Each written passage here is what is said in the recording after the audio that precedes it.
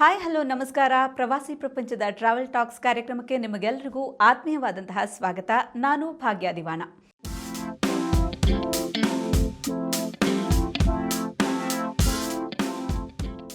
ಇವತ್ತಿನ ಕಾರ್ಯಕ್ರಮದಲ್ಲಿ ಗೆಸ್ಟ್ ಯಾರಿದ್ದಾರೆ ಅಂತ ಯೋಚಿಸ್ತಾ ಇದ್ದೀರಾ?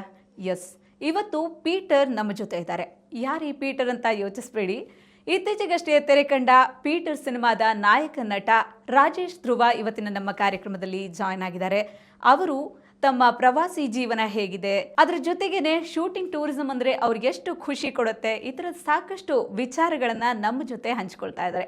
ನಮಸ್ಕಾರ ಸರ್, ಕಾರ್ಯಕ್ರಮಕ್ಕೆ ನಿಮಗೆ ಆತ್ಮೀಯವಾದಂತಹ ಸ್ವಾಗತ. Thank you. ನಿಮಗೂ ಕೂಡ. ಹೇಗಿದ್ದೀರಿ? ಫಸ್ಟ್ ಆಫ್ ಆಲ್ ತುಂಬ ಚೆನ್ನಾಗಿದ್ದೀನಿ, ನೀವು ಹೇಗಿದ್ದೀರಾ? ನಾನು ಆರಾಮಿದ್ದೀನಿ ಸರ್. ಸೊ ನಾವು ಫಸ್ಟ್ ಇಲ್ಲಿಗೆ ಬರುವಂತಹ ಎಲ್ಲ ಗೆಸ್ಟ್ಗಳಿಗೆ ಫಸ್ಟ್ ಕೇಳುವಂಥ ಪ್ರಶ್ನೆ ಏನಂತ ಹೇಳಿದ್ರೆ, ಹೇಗಿದೆ ನಿಮ್ಮ ಟ್ರಾವೆಲ್ ಲೈಫ್ ಅಂತ. ಸೊ ನಿಮ್ಮ ಟ್ರಾವೆಲ್ ಲೈಫ್ ಹೇಗಿದೆ? ಸ್ವಲ್ಪ ನಿಧಾನಗತಿಯಲ್ಲಿ ಸಾಗ್ತಾ ಇದೆ. ಯಾಕೆಂದರೆ ಶೂಟಿಂಗು ಅದು ಇದು ಬ್ಯುಸಿ ಇರೋದಕ್ಕೆ ಹೊರಗಡೆ ಹೋದರೆ ಮತ್ತೆ ಯಾವಾಗ ಶೂಟಿಂಗ್ ಕರೀತಾರಪ್ಪ ಅಂತ ಓಡ್ ಬರೋದೇ ಜಾಸ್ತಿ. ಸೊ ಆ ಥರದ್ರಲ್ಲಿ ಸ್ವಲ್ಪ ಟ್ರಾವೆಲಿಂಗ್ ಲೈಫ್ ಇವಾಗ ಸ್ವಲ್ಪ ನಿಧಾನಕ್ಕೆ ಸಾಗ್ತಾ ಇದೆ, ಬಟ್ ಕೂಲ್ ಆಗಿದೆ. ಅಂದರೆ ಅದೇ ಯಾವತ್ತು ಅನ್ಪ್ಲ್ಯಾನ್ಡ್ ನಮ್ಮದು ಟ್ರಿಪ್ಪು. ಸೊ ಎಲ್ಲೋ ಪ್ಲ್ಯಾನ್ ಮಾಡ್ಕೊಂಡು ಹೋಗಿದ್ದು ವೆರಿ ರೇರ್, ಅದು ವರ್ಕೌಟ್ ಆಗಿದ್ದು ವೆರಿ ರೇರ್. ಇತ್ತೀಚೆಗೆ ಯಾವ್ದಾದ್ರು ಮಾಡಿರೋಂಥ ಟ್ರಾವೆಲ್ ಬಗ್ಗೆ ನೆನಪು ಮಾಡ್ಕೊಳ್ಳೋದಾದ್ರೆ ಹೇಳ್ತೀರಿ? ಸಡನ್ನಾಗಿ ಅದೇ ಸಡನ್ನಾಗಿ ಯಾರ್ದೋ ಒಬ್ರದ್ದು ರೆಸಾರ್ಟಿಗೆ ಕರೀತಾರೆ, ಸಡನ್ನಾಗಿ ಎಲ್ಲರೂ ಹೋಗ್ತೀವಿ. ವಾಪಸ್ ಬೆಂಗಳೂರಿಗೆ ಬರೋಣ ಅನ್ನೋ ಟೈಮಲ್ಲಿ ಸಡನ್ನಾಗಿ ಗೋಪಾಲಸ್ವಾಮಿ ಬೆಟ್ಟಕ್ಕೆ ಹೋಗೋಣವಾ, ಬಂಡೀಪುರಕ್ಕೆ ಹೋಗೋಣವಾ ಅಂತ ಪ್ಲ್ಯಾನ್ ಆಗುತ್ತೆ. ಈ ಥರ ಅಷ್ಟೇ ಬಿಟ್ಟರೆ ಔಟ್ಡೋರ್ ಅಂತ ಬಂದಾಗ, ಅಂದರೆ like out of the state ಅಂತ ಬಂದಾಗ ವಯನಾಡು, ಆಮೇಲೆ ಕೋಝಿಕೋಡ್, ಈ ಥರದ್ದೆಲ್ಲ ನನ್ನ ಫೇವ್ರೆಟ್ ಡೆಸ್ಟಿನೇಷನ್ ಅದು ವಯನಾಡು. ವಯನಾಡು, ಆಮೇಲೆ ಬೀಚ್ ಪ್ಲೇಸ್ ಆಗಿರ್ಬೋದು, ಆಮೇಲೆ ಹಿಲ್ ಸ್ಟೇಷನ್, ಎಲ್ಲ ಕಡೆನೂ ನಂಗೆ ತುಂಬ ಇಷ್ಟ. ಬಟ್ ನನಗೆ ಆಯಾ ವೆದರ್ ಮೇಲೆ ಡಿಪೆಂಡ್ ಆಗುತ್ತೆ. ಈಗ ಕೆಲವೊಂದು ಕಡೆ ನಾವು ಕೋಝಿಕೋಡ್ಗೆ ಹೋದಾಗ ಲಾಸ್ಟು ತುಂಬ ಚಿಲ್ಲಿಂಗ್ ವೆದರ್ ಇತ್ತು, ನಮಗಲ್ಲಿ ಸೆಕೆ ಅಂತ ಅನಿಸ್ಲೇ ಇಲ್ಲ. ಅದರಲ್ಲೂ ಬೀಚ್ ಪ್ಲೇಸಿಗೆ ಹೋದಾಗ ಕೇರಳ ಕಡೆ ನಿಮಗೆ ಅಷ್ಟೊಂದು ಸಮ್ಮರ್ ಟೈಮಲ್ಲಿ, ಅಂದರೆ ಸಮ್ಮರ್ ಬಿಟ್ಟು ಬೇರೆ ಟೈಮಲ್ಲೂ ಆ ಸೆಕೆ ಇದ್ದೇ ಇರುತ್ತಲ್ಲ, ಅದನ್ನು ನಾನು ಮಜಾ ಎಂಜಾಯ್ ಮಾಡಿದೆ. ನಾನು ಸಮುದ್ರದ ಸ್ನಾನ ಮಾಡೋದಾಗಿರ್ಬೋದು, ಡ್ರೈವ್ ಆಗಿರ್ಬೋದು, ಸೊ ಅದೆಲ್ಲ. ಸೊ ವಯನಾಡು ಆಬ್ವಿಯಸ್ಲಿ ತುಂಬ ಚಿಲ್ಲಿಂಗ್ ಆಗಿರುತ್ತೆ. ಸೊ ಆ ಥರ ಇನ್ನು ಕರ್ನಾಟಕದ ಬೇರೆ ಬೇರೆ ಸ್ಥಳಕ್ಕೆಲ್ಲ ಹೋಗ್ತಾ ಇರ್ತೀನಿ, ಬಟ್ ಅದೆಲ್ಲ ಅನ್ಪ್ಲ್ಯಾನ್ಡ್. ಓಕೆ, ನಿಮ್ಮನ್ನು ಈಗ ಡಿಫೈನ್ ಮಾಡ್ಬೋದು. ನಿಮ್ಮ ಬಗ್ಗೆ ನೀವು ಹೇಳ್ಕೋಬೇಕು ಅಂತ ಹೇಳಿದ್ರೆ, ನಿಮ್ಮ ಊರಿಂದ ಶುರು ಮಾಡಿದ್ರೆ, ಸೊ ಪ್ರವಾಸಿ ತಾಣಗಳು ನಿಮ್ಮ ಊರಿನಲ್ಲಿರುವಂಥವು, ನೀವು ಭೇಟಿ ರೆಗ್ಯುಲರ್ ಆಗಿ ಮಾಡುವಂತಹ ಪ್ರವಾಸಿ ತಾಣಗಳು, ಅದ್ರ ಬಗ್ಗೆ ಹೇಳೋದಾದರೆ ಯಾವ್ದು ಹೇಳ್ತೀರಿ? ಊರಲ್ಲಿದ್ದಾಗ ತುಂಬ ತಿರುಗಾಡಿದ್ದೀವಿ, ಬೈಕು ಸೈಕಲ್ಲು ಅಂದ್ಕೊಂಡು. ಅಂದರೆ ನಮ್ಮದು ಘಟ್ಟದ ಮೇಲೆ ಶಿರಸಿ, ಆ ಘಟ್ಟದ ಮೇಲಿನ ಸುತ್ತಮುತ್ತ ಅಂತದ್ದು ಬಂದಾಗ ನಿಮಗೆ ಯಲ್ಲಾಪುರ, ದಾಂಡೇಲಿ, ಬನವಾಸಿ, ಆಮೇಲೆ ಆ ಕಡೆಗೆ ಏನಂತಾರೆ ಸಿದ್ದಾಪುರ, ಸಾಗರ. ಇನ್ನು ಘಟ್ಟದ ಕೆಳಗಡೆ ಹೇಳಿದ್ರೆ ಕಂಪ್ಲೀಟು ಕರಾವಳಿ ಪ್ರದೇಶ, ಕುಮಟಾ, ಹೊನ್ನಾವರ, ಅಂಕೋಲ, ಕಾರವಾರ, ಭಟ್ಕಳ, ಮುರುಡೇಶ್ವರ. ಸೊ ಎಲ್ಲನೂ ಒಂಥರ ಹೆಂಗೆ ಅಂತಂದರೆ ನಾವು ನೋಡೇ ಇಲ್ಲ ಅನ್ನೋ ಥರದ್ದು ಯಾವುದೂ ಇಲ್ಲ. ಅಲ್ಲಿರೋವಂಥ ಪ್ರತಿಯೊಂದು ಸಣ್ಣ ಸಣ್ಣ ಸ್ಥಳನೂ ಕೂಡ ತುಂಬ ಎಕ್ಸ್ಪ್ಲೋರ್ ಮಾಡಿದ್ದೀವಿ ಚಿಕ್ಕ ವಯಸ್ಸಿಂದ. ಸೊ ಇತ್ತೀಚೆಗೆ ಹೆಚ್ಚು ಹೋಗುವಂಥದ್ದು ಅಂತ ಹೇಳಿದ್ರೆ ಯಾವುದೇ? ಅದೇ ಗೋಕರ್ಣ ಕಡೆ ಜಾಸ್ತಿ ಹೋಗ್ತೀವಿ. ಇವಾಗೆಲ್ಲ ಸ್ವಲ್ಪ ಟೈಮ್ ಸ್ಪೆಂಡ್ ಮಾಡುವಂಥ ಜಾಗಗಳು ಜಾಸ್ತಿ ಹೋಗ್ತೀವಿ. ದಾಂಡೇಲಿ ಕಡೆ ಹೋಗ್ತೀವಿ. ನನಗೆ ರಿವರ್ ರಾಫ್ಟಿಂಗ್ ಮಾಡಬೇಕು ಅನ್ನೋ ಆಸೆ ಇದೆ, ಇನ್ನೂ ಆಗಿಲ್ಲ. ಸೊ ಅದಕ್ಕೆಲ್ಲ ನಾನು ಪ್ಲ್ಯಾನ್ ಮಾಡ್ತಾಯಿದ್ದೀನಿ ಹೇಗೆ ಇತ್ತ ಅಂತ. ಆಮೇಲೆ ನಾನು ಪ್ರಾಣಿ ಪ್ರಿಯ, ಸೊ ಪ್ರಾಣಿ ನೋಡೋದನ್ನು ತುಂಬ ಇಷ್ಟ ಹತ್ತಿರದಿಂದ. ಸೊ ಆ ಕಡೆ ಅಂತ ಬಂದಾಗ ದಾಂಡೇಲಿ ನಂಗೆ ತುಂಬ ಇಷ್ಟ. ಒಂದು ಕಾಳಿ ನದಿಯ ಒಂದು ಬ್ಯಾಕ್ ಡ್ರಾಪಲ್ಲಿ ಬರುವಂಥ ಕಾಡು, ಆಮೇಲೆ ಏಷ್ಯಾದಲ್ಲೇ ನಂಬರ್ 2 ಅಲ್ಲಿರುವಂಥ ಒಂದು ಕಾಡಿನ ಪ್ರದೇಶ ನಮ್ಮ ಊರಲ್ಲಿದೆ ಅಂತ ಹೇಳ್ಕೊಳಕ್ಕೆ ಭಾರಿ ಹೆಮ್ಮೆ ಆಗುತ್ತೆ. ಇನ್ನು ಅಂಥದ್ರಲ್ಲಿ ಗುಡ್ಡಗಾಡು ಪ್ರದೇಶಗಳಾಗಿರ್ಬೋದು, ಅಥವಾ ಅಲ್ಲಿರೋ ಜಲಪಾತಗಳಾಗಿರಬಹುದು, ಅಥವಾ ಅಲ್ಲಿರೋ ಸಮುದ್ರ ತಾಣಗಳಾಗಿರ್ಬೋದು, ಒಂದೊಂದೊಂದೊಂದು ವಿಶಿಷ್ಟ. ಬೇರೆ ಕಡೆಯಿಂದೆಲ್ಲ ಬರ್ತಾರೆ ನಮ್ಮೂರಿಗೆ, ಅದೊಂದು ಖುಷಿ. ಸೊ ನಾನು ಹೋಗೋದು ಸ್ವಲ್ಪ ಕಮ್ಮಿ ಆಗಿದೆ ಇವಾಗ ನಮ್ಮೂರ ಕಡೆಗೆ, ಯಾಕೆಂದರೆ ಒಂದು ಡಿಸ್ಟೆನ್ಸು ಜಾಸ್ತಿ ಅನ್ನೋ ಕಾರಣಕ್ಕೆ, ಇನ್ನೊಂದು ಟೈಮು ಪ್ರಾಬ್ಲಮ್ ಆಗ್ತಾ ಇರೋದಕ್ಕೆ. ಯಾಕಂದ್ರೆ ಅಲ್ಲಿ ಹೋದರೆ ಮಿನಿಮಮ್ ಒಂದು 3-4 ದಿನ ಸ್ಪೆಂಡ್ ಮಾಡಬೇಕು ಅಂತ ಆಸೆ. ನಾವು ಒಂದೊಂದು ದಿನ 2 ದಿನಕ್ಕೆಲ್ಲ ಹೋದರೆ ಬರೀ ಟ್ರಾವೆಲಿಂಗಿಗೆ ಆಗ್ಬಿಡುತ್ತೆ ಅಲ್ಲಿ. ಸೊ ಏನೋ ನೋಡೋಕ್ಕಾಗಲ್ಲ. ಬಟ್ ಯಾವುದ್ರಲ್ಲಿ ಜಾಸ್ತಿ ಟ್ರಾವೆಲ್ ಮಾಡ್ತೀರಾ? ನಿಮ್ಮ ಊರಿಗೆ ಹೋದಾಗ ಬೈಕಲ್ಲಿ ಮಾಡ್ತೀರಾ ಅಥವಾ ಕಾರಲ್ಲಿ ಹೋಗ್ತೀರಾ? ಬಸ್ ಟ್ರಾವೆಲ್ ಮಾಡಿದ್ದೀರಾ? ಕೇಳಬೇಕು. ಎಲ್ಲನೂ ಮಾಡಿದ್ದೀನಿ. ಬೈಕ್ ಇಲ್ಲ, ಬೈಕಲ್ಲಿ ಹೋದಾಗ ಅಂದರೆ ಕಾರೇ ತೊಗೊಂಡು ಹೋಗಿದ್ದಾಗ ಬೈಕ್ ಟ್ರಾವೆಲ್ ಆಗಲ್ಲ. ಸೊ ಕಾರಲ್ಲೇ ಆಗೋದು. ಅಕಸ್ಮಾತ್ ಅಲ್ಲಿ ಬಸ್ಸಿಗೆ ಹೋದ್ರೂ ನಮ್ಮ ಫ್ರೆಂಡ್ಸು ಅವರು ಇವರು ಕಾರ್ ತೊಗೊಂಡೇ ಬರ್ತಾರೆ. ಸೊ ಹಂಗೆ ಕಾರಲ್ಲೇ ಓಡಾಡೋದು. ಸೊ ಬೈಕು ಇವಾಗ ಸ್ವಲ್ಪ ಕಡಿಮೆ. ಸೊ ಬಸ್ ಟ್ರಾವೆಲ್ಲು ಊರಿಗೆ ತನಕ, ಊರಿಂದ ಆ ಕಡೆ ಕಾರಲ್ಲೇ ಎಲ್ಲ ಕಡೆ ಹೋಗೋದು. ಸೊ ಈಗ ಇಂಡಸ್ಟ್ರಿನಲ್ಲಿ ಬ್ಯುಸಿ ಆಗಿದ್ದೀರಾ, ಯಾವ ಪ್ರಾಜೆಕ್ಟ್ ಆಗ್ತಾ ಇದೆ? ಅಂದರೆ ಇವಾಗ ಭಾಗ್ಯಲಕ್ಷ್ಮಿ ಸೀರಿಯಲಿನ ವೈಂಡ್ ಅಪ್ ಆಗುವಂಥ ಸ್ಟೇಜಲ್ಲಿದೆ. ಹೌದು. ಸೊ ಬೈ ದ ವೇ ಇದು ಯಾವಾಗ ಟೆಲಿಕಾಸ್ಟ್ ಆಗೋದು? ಅಷ್ಟ್ರಲ್ಲಿ ಮುಗ್ದಿರತ್ತೆ ಅದು. ಯಾಕೆ ಹೇಳ್ತಾ ಇದ್ದೀನಿ ಭಾಗ್ಯಲಕ್ಷ್ಮಿ ಅಷ್ಟ್ರಲ್ಲಿ ಮುಗ್ದಿರತ್ತೆ. ಜೂನ್ 7ನೇ ತಾರೀಕು ಲಾಸ್ಟ್ ಡೇಟ್ ಕೊಟ್ಟಿದ್ದಾರೆ ನಮಗೆ ಟೆಲಿಕಾಸ್ಟ್ಗೆ. ಸೊ ಹಾಗಾಗಿ ಭಾಗ್ಯಲಕ್ಷ್ಮಿ ಮುಗಿತಾ ಇತ್ತು. ಈಗ ಅದ್ರ ಜೊತೆಗೆ ಇನ್ನೊಂದು ಬೇರೆದು ಆಫರ್ಗಳು ಬರ್ತಾ ಇದ್ದಾವೆ. ಯಾವುದು ಏನು ಮಾಡೋದು ಕಿರುತೆರೆಯಲ್ಲಿ, ಯಾಕಂತಂದರೆ ಲಾಂಗ್ ಲಾಸ್ಟಾಗಿ ಹೋಗಬೇಕು ಕಿರುತೆರೆ ಅಂತ ಬಂದಾಗ. ಸೊ ಅದಕ್ಕೆ ಒಂದು ನೀಟ್ ಆ್ಯಂಡ್ ಬೆಟರ್ ಪ್ರಾಜೆಕ್ಟ್ನ ಹುಡುಕ್ತಾ ಇದ್ದೀನಿ. ಸೊ ಅದ್ರಲ್ಲಿ ಚೂಸ್ ಮಾಡಬೇಕು. ಆ್ಯಂಡ್ ಸಿನಿಮಾ ಅಂತ ಬಂದರೆ ಇವಾಗ ಜೂನ್ 5ರಿಂದ ನಮ್ಮ ಪೀಟರ್ ಅಮೆಝಾನ್ ಪ್ರೈಮಲ್ಲಿ ಈಗ ಡಿಜಿಟಲ್ ಜೂನ್ 5ರಿಂದ ಬರ್ತಾ ಸ್ಟಾರ್ಟ್ ಆಗ್ತಾ ಇದೆ. ಸೊ ಇನ್ನೊಂದು ತೆಲುಗು ಪ್ರಾಜೆಕ್ಟು ಸೆನ್ಸರ್ಗೆ ಅಪ್ಲೈ ಮಾಡ್ತಾ ಇದ್ದೀವಿ. ಸೊ ದೇವ್ರ ದಯೆಯಿಂದ ಬ್ಯುಸಿ ಇದೆ. ಅಗ್ನಿಸಾಕ್ಷಿ ಮೂಲಕ ನೀವು ಅಖಿಲ್ ಪಾತ್ರದ ಮೂಲಕ ಎಂಟ್ರಿ ಕೊಟ್ಟಿದ್ದಲ್ವಾ ಇಂಡಸ್ಟ್ರಿಗೆ. ಸೊ ಅದರ ಅನುಭವಗಳು ಹೇಗಿತ್ತು ಆ ಟೈಮ್ನಲ್ಲಿ? ಅಂದರೆ ಶೂಟಿಂಗ್ ಆಗಿ ಯಾವ ಸ್ಪಾಟಲ್ಲಿ ಜಾಸ್ತಿ ಶೂಟಿಂಗ್ ಇರ್ತಿತ್ತು? ಹೇಗೆ? ಇಲ್ಲ, ಬೆಂಗಳೂರೇ. ಯೂಶ್ವಲಿ ಏನಾಗುತ್ತೆ, ನಿಮಗೆ ಸೀರಿಯಲ್ಗಳು ಯಾವುದೋ ಸ್ಪೆಷಲ್ ಎಪಿಸೋಡ್ ಅಂತ ಬಂದಾಗ ಮಾತ್ರ ಔಟ್ಡೋರ್ಗೆ ಹೋಗ್ತಾರೆ. ಯಾಕೆ ಅಂತಂದರೆ ಬಜೆಟ್ ಇಶ್ಯೂಸ್. ಅದಕ್ಕೆ ಎಕ್ಸ್ಟ್ರಾ ಬಜೆಟ್ ಕೊಡಬೇಕು ಚಾನಲ್ ಕಡೆಯಿಂದ. ಆಮೇಲೆ ಅದು ಯಾಕೆ ಹೋಗ್ತಿದ್ದೀವಿ, ಕತೆ ಏನು ಡಿಮ್ಯಾಂಡ್ ಮಾಡ್ತಿದೆ, ಅದು ಕೂಡ ತುಂಬ ಮುಖ್ಯ ಆಗುತ್ತೆ. ಸೊ ಆ ಥರದ್ರಲ್ಲಿ ಅಗ್ನಿಸಾಕ್ಷಿ ಅಂತ ಬಂದಾಗ ನಾವು ಒಂದು ಸಕಲೇಶ್ಪುರಕ್ಕೆ ಹೋಗಿದ್ವಿ ಬಿಟ್ಟರೆ ನಾವು ಎಲ್ಲೂ ಟ್ರಾವೆಲ್ ಮಾಡಿಲ್ಲ, ಎಲ್ಲೆಲ್ಲೂ ಟ್ರಾವೆಲ್ ಮಾಡಿಲ್ಲ. ಇವನ್ ಯಾವುದೇ ಸೀರಿಯಲ್, ಮೊನ್ನೆನೂ ಅಷ್ಟೇ ನಮ್ಮದು ಭಾಗ್ಯಲಕ್ಷ್ಮಿನೂ ಸೋಮವಾರಪೇಟೆಯಲ್ಲಿ ಶೂಟ್ ಆಯಿತು, ಶನಿವಾರ ಸಂತೆಲಿ ಶೂಟ್ ಆಯಿತು. ಅಲ್ಲಿಯ ನೇಚರ್ನ ನಾವು ಎಂಜಾಯ್ ಮಾಡೋದಕ್ಕಿಂತ ಬರೀ ಶೂಟಿಂಗಲ್ಲೇ ಕಳೆದೋಗ್ಬಿಡ್ತೀವಿ. ಬಟ್ ಟೀಮ್ ಜೊತೆ ಈ ಥರದ ಪ್ಲೇಸ್ಗಳಿಗೆ ಹೋದಾಗ ಹೇಗೆ ಎಕ್ಸ್ಪೀರಿಯನ್ಸ್ ಇರುತ್ತೆ ಅದು? ಶೂಟಿಂಗ್ ಮುಗಿಸ್ಕೊಂಡು ನಾವು ಎಲ್ಲಿ ರೂಮ್ ಮಾಡಿರ್ತೀವಿ ಅಲ್ಲಿಗೆ ಬಂದಾಗಲೇ ನಾವು ಮಾತುಕತೆ ನಡೆಸೋದಾಗಿರ್ಬೋದು, ಅಥವಾ ಚಿಕ್ಕದಾಗ ಒಂದು ಪಾರ್ಟಿ ಅರೇಂಜ್ ಮಾಡೋದಾಗಿರ್ಬೋದು, ಆ ಥರ ಹೋಗುತ್ತೆ. ಬಿಟ್ಟರೆ ನಂಗೆ ಗೊತ್ತಿರೋ ಹಾಗೆ ಅಲ್ಲ ಎಂಜಾಯ್ ಮಾಡೋಕ್ಕೆ ಆಗೋದೇ ಇಲ್ಲ. ನಿದ್ದೆ, ರೆಸ್ಟು, ಶೂಟು ಇಷ್ಟೇ. ಸೊ ಹಾಗಾಗಿ ನಮ್ಗೆ ಆ ಸೈಡ್ ಪ್ಲೇಸನ್ನ ವಿಸಿಟ್ ಮಾಡೋದಾಗಿರ್ಬೋದು, ಅಥವಾ ಅಲ್ಲಿರೋ ದೇವಸ್ಥಾನಗಳಿಗೆ ಹೋಗೋದಾಗಿರ್ಬೋದು ಆಗೋದೇ ಇಲ್ಲ. ನಂಗೆ ತುಂಬ ಇಷ್ಟ. ಆದರೆ ಒಂದಷ್ಟು ಜನ ಕಲಾವಿದರನ್ನ ಕೇಳಿದಾಗ ಅವ್ರು ಹೇಳೋದು, ನಾರ್ಮಲ್ ನಾವು ಈಗ ಸಪ್ರೇಟಾಗಿ ಸೋಲೋ ಟ್ರಾವೆಲ್ ಅಥವಾ ಫ್ಯಾಮಿಲಿ ಫ್ರೆಂಡ್ಸ್ ಹೀಗೆ ಟ್ರಾವೆಲ್ ಮಾಡೋದಕ್ಕಿಂತ ಶೂಟಿಂಗ್ ಟೂರಿಸಮ್ ಏನಿದೆ ಅದು ತುಂಬ ಇಂಟ್ರೆಸ್ಟಿಂಗ್ ಆಗಿರುತ್ತೆ ಅನ್ನುವಂಥದ್ದು ಮಾತು. ಅದೇ ಕೆಲವೊಬ್ರಿಗೆ ಮಾತ್ರ ಸಿಗುವಂಥದ್ದು. ಸೊ ಈಗ ನಮ್ಮ ಗ್ರೂಪಲ್ಲಿ ನಾವೆಲ್ಲೋ ಹಿಲ್ ಸ್ಟೇಷನಿಗೆಲ್ಲೋ ಶೂಟಿಂಗ್ ಇತ್ತು ಅಂತ ಹೋದಾಗ ನಮಗಲ್ಲಿ ನಮ್ಮ ವೆಹಿಕಲ್ಗಳೇ ಹೋಗೋದಿಲ್ಲ. ಯಾವುದೋ ಒಂದು ಜಿಪ್ಸಿಲೋ ಒಂದು 4 ವೀಲರ್ ಏನು ಹೋಗುತ್ತೋ ಆ ಇದಕ್ಕೆ ಪ್ರದೇಶಕ್ಕೆ, ಅಂಥದ್ದು ಪ್ರದೇಶಕ್ಕೆ ಹೋದಾಗ ಲಾಕ್ ನಾವು ಅಲ್ಲಿ ಏನೂ ನಾವು ಎಕ್ಸ್ಪ್ಲೋರ್ ಮಾಡೋಕ್ಕಾಗೋದಿಲ್ಲ. ಸೊ ಈ ಥರ ಆಗುತ್ತೆ. ಇನ್ನು ನಾರ್ಮಲ್ ವಿಸಿಟಿಂಗ್ ಪ್ಲೇಸಸ್ಗಳಂತ ಏನಿರ್ತವೆ ಪಬ್ಲಿಕ್ಕಿಗೆ ಅಂತ, ಅದು ಓಪನ್ ಇದ್ದಾಗ ನಮ್ಮ ವೆಹಿಕಲ್ಗಳೇ ಹೋಗ್ತವೆ. ಅಲ್ಲಿ ನಾವು ಸ್ವಲ್ಪ ಟೈಮ್ ಸಿಕ್ಕಾಗ ಆ ಕಡೆ ಕಣ್ಣು ಹಾಯಿಸ್ಬೋದು. ಅದು ಎಲ್ರಿಗೂ ಸಿಗೋದಿಲ್ಲ ಪ್ರಾಬಬ್ಲಿ. ಸೊ ನಮಗಂತೂ ಆ ಥರ ಸಿಕ್ಕಿಲ್ಲ, ತುಂಬ ರೇರ್ ನೋಡಿರೋದು. ಬಟ್ ನಾನು ಪರ್ಸ್ನಲಾಗಿ ಎಲ್ಲಿ ಟ್ರಾವೆಲ್ ಮಾಡ್ತೀನಿ ಅಲ್ಲಿ ನಾನು ಜಾಸ್ತಿ ಎಕ್ಸ್ಪ್ಲೋರ್ ಮಾಡೋಕ್ಕೆ ಇಷ್ಟಪಡ್ತೀನಿ ನಾನು. ನಿಮ್ಮ ಟ್ರಾವೆಲ್ ಪಾರ್ಟ್ನರ್ ಯಾರು? ಅಂದರೆ ಅಥವಾ ಹಾಗೆ ಕೇಳೋದಕ್ಕಿಂತ ನೀವು ಸೋಲೋ ಟ್ರಾವೆಲಿಂಗ್ ಇಷ್ಟಪಡ್ತೀರೋ ಅಥವಾ ಯಾರು ವಿತ್ ಪಾರ್ಟ್ನರ್? ಇಲ್ಲ, ಸೋಲೋ ಟ್ರಾವೆಲಿಂಗ್ ನನಗೇನು ಅಷ್ಟು ಇಷ್ಟ ಆಗಲ್ಲ. ಯಾಕಂತಂದರೆ ಒಂದು ಡ್ರೈವಿಂಗಿಗೆ ಒಂದು ತುಂಬ ಪ್ರಾಬ್ಲಮ್ ಆಗುತ್ತೆ. ಸುಸ್ತು ಮಾಡಿಕೊಂಡು ಡ್ರೈವಿಂಗ್ ಮಾಡಿಕೊಂಡ್ರೆ ನಿಮ್ಗೆ ಅಲ್ಲಿ ಎಂಜಾಯ್ ಮಾಡೋಕ್ಕೆ ಯಾವುದೇ ರೀತಿಯಲ್ಲೂ ನಿಮ್ಗೆ ಸಮಯ ಸಿಗೋದಿಲ್ಲ. ಸುಸ್ತು ಅಂದರೆ ನಿದ್ದೆ ಮಾಡಿಬಿಡ್ಬೇಕು ಅಂತ ಅನಿಸ್ಬಿಡುತ್ತೆ. ಅಲ್ಲಿಯ ವೆದರ್ ಆಗಿರ್ಬೋದು ಅಥವಾ ಅಲ್ಲಿ ನೇಚರ್ ಆಗಿರ್ಬೋದು ನಿಮಗೆ ಅಡಾಪ್ಟ್ ಮಾಡ್ಕೊಳ್ಳೋಕೆ ಸಾಧ್ಯನೇ ಆಗೋದಿಲ್ಲ. ಸೊ ಹಾಗಾಗಿ ಫ್ರೆಂಡ್ಸ್ ಜೊತೆ ಹೋಗೋದು ಸ್ವಲ್ಪ ಇಷ್ಟನೇ ನನಗೆ. ಜೊತೆಗೆ ಟ್ರಾವೆಲಿಂಗ್ ಪಾರ್ಟ್ನರ್ ಅಂತಂದರೆ ನನಗೆ ರಾಧಿಕಾ ಅವರು ನನ್ನ ಕೋ ಆರ್ಟಿಸ್ಟು ಮತ್ತು ನನ್ನ ತುಂಬ ಕ್ಲೋಸ್ ಫ್ರೆಂಡ್ ಅವರು. ಯೂಶ್ವಲಿ ನಾವು ಸಡನ್ನಾಗಿ ಪ್ಲ್ಯಾನ್ ಮಾಡಿದಾಗ ಅವರು ಪ್ಲ್ಯಾನ್ ಮಾಡಿಬಿಡ್ತಾರೆ. ಸೊ ಜಾಯ್ನ್ ಆಗೋದು ಆ ಥರ. ಸೊ ಆ ಥರ ಅವ್ರ ಜೊತೆ ಹೋಗಿರುವಂತಹ ಯಾವ ಟ್ರಾವೆಲ್ ಅಥವಾ ಯಾವ ಟ್ರಿಪ್ಪನ್ನು ಜಾಸ್ತಿ ನೆನಪು ಮಾಡ್ಕೋತೀರಾ ನೀವು? ಇಲ್ಲ, ಆಲ್ಮೋಸ್ಟು ಎಲ್ಲ ಕಡೆನೂ ಹೋಗ್ತೀವಿ ನಾವು. ಎಸ್ಪೆಷಲಿ ನಾವು ಟೆಂಪಲ್ ವಿಸಿಟ್ ಜಾಸ್ತಿ ಮಾಡೋದು. ಸೊ ಟೆಂಪಲ್ ರನ್ಗಳು ಜಾಸ್ತಿ ನಡೀತಿರ್ತವೆ. ಧರ್ಮಸ್ಥಳ, ಕುಕ್ಕೆ, ಮತ್ತು ಈ ಕಡೆ ಅಂತ ಬಂದಾಗ ರಾಯರ ಮಠ, ಮಂತ್ರಾಲಯಕ್ಕೆ. ಹೌದು, ನಿಮ್ಮ ಇನ್ಸ್ಟಾ ಪೇಜಲ್ಲಿ ನೋಡಿದ್ರೆ ಸಾಕಷ್ಟು ಈ ಟೆಂಪಲ್ ವಿಸಿಟ್ಗಳದ್ದು, ಟೆಂಪಲ್ ರನ್ ಅಂತ ಹೋಗಿರೋದೇ ಜಾಸ್ತಿ ಕಾಣ್ತಾ ಇದೆ.